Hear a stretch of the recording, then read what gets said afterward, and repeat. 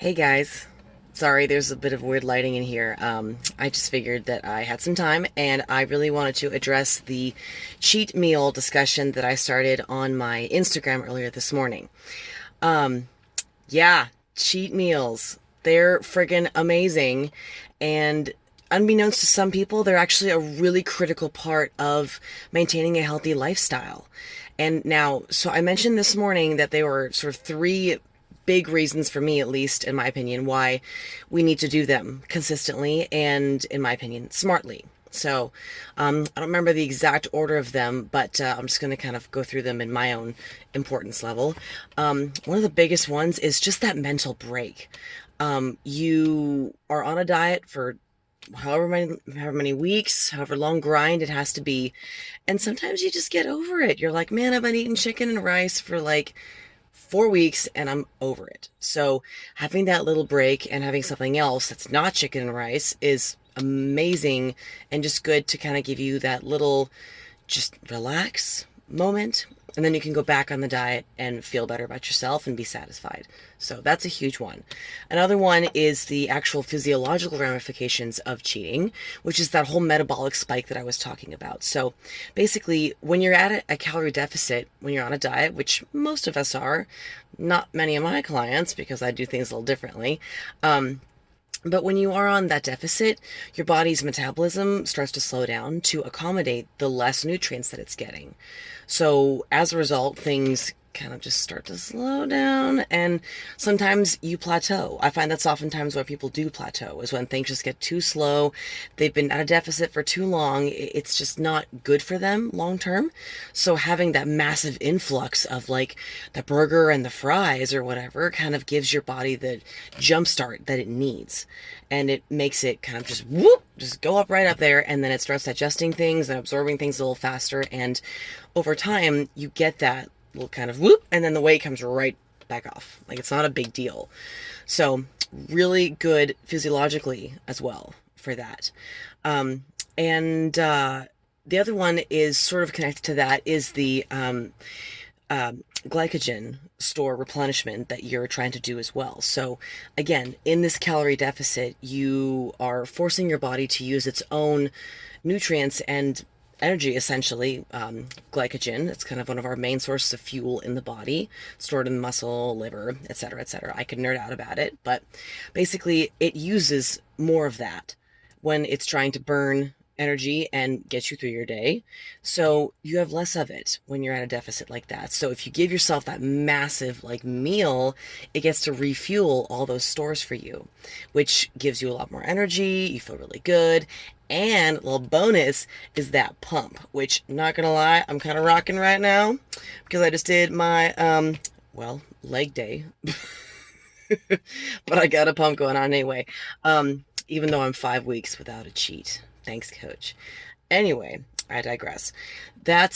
So those are the three really big reasons why I highly recommend cheating. Now, what I wanted to go into was the actual details and kind of recommendations that I have for cheating because I like to do it with a strategy. I'm a creature of habit, so if I have a routine, a plan, like a structure, that's better for me. So for those of you who are like that, this is going to really relate to you, and hopefully it'll kind of sync up and schmeck, as I like to say. So for me, when I cheat, I like to do a high protein, high fat cheat. So keep it as low carb as I possibly can. And the reasoning behind that is, for some reason, the body doesn't store carbs the same way that it stores fat and protein. So basically, if you're getting a bunch of carbs, they're going to go right to fat, right to your belly, right to your thighs. It's going to be terrible. Whereas if you get some fat and protein, your body's going to use it a little differently, and it's stored differently, and therefore not treated the same way like a carb would. Like if you had a massive, cookie versus like a rack of ribs. Oh, I would kill for some ribs right now.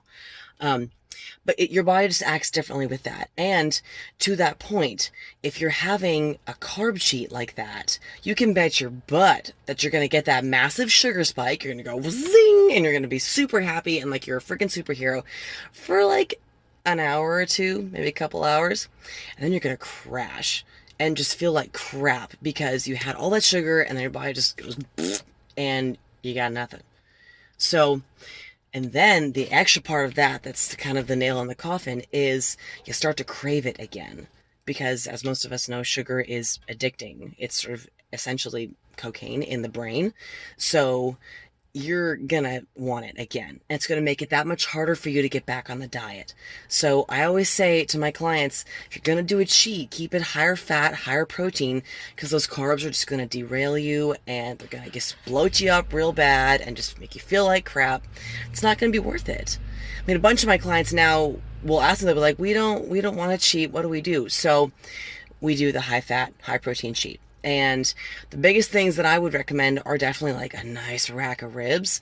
Maybe keep it minimal on the barbecue sauce because there are carbs and sugar in that.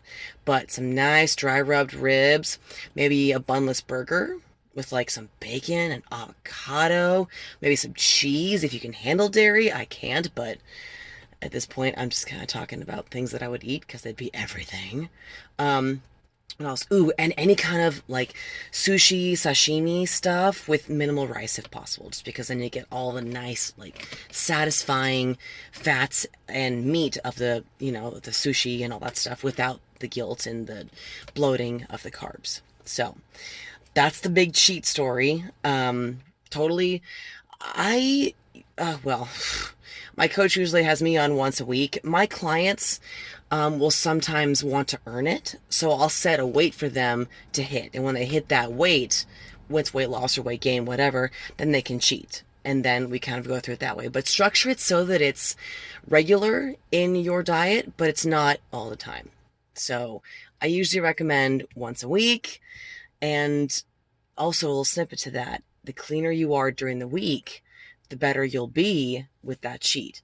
Because then your body isn't kind of getting used to I had a little cookie here and there. And then you cheat, then it's not the shock that you want to your system, because that's what this cheat is a shock. Okay, so any questions, let me know. Leave me a comment below. Subscribe to my channel. Let me know if there's more things you want me to address. But that's the cheat for now. So thanks for watching.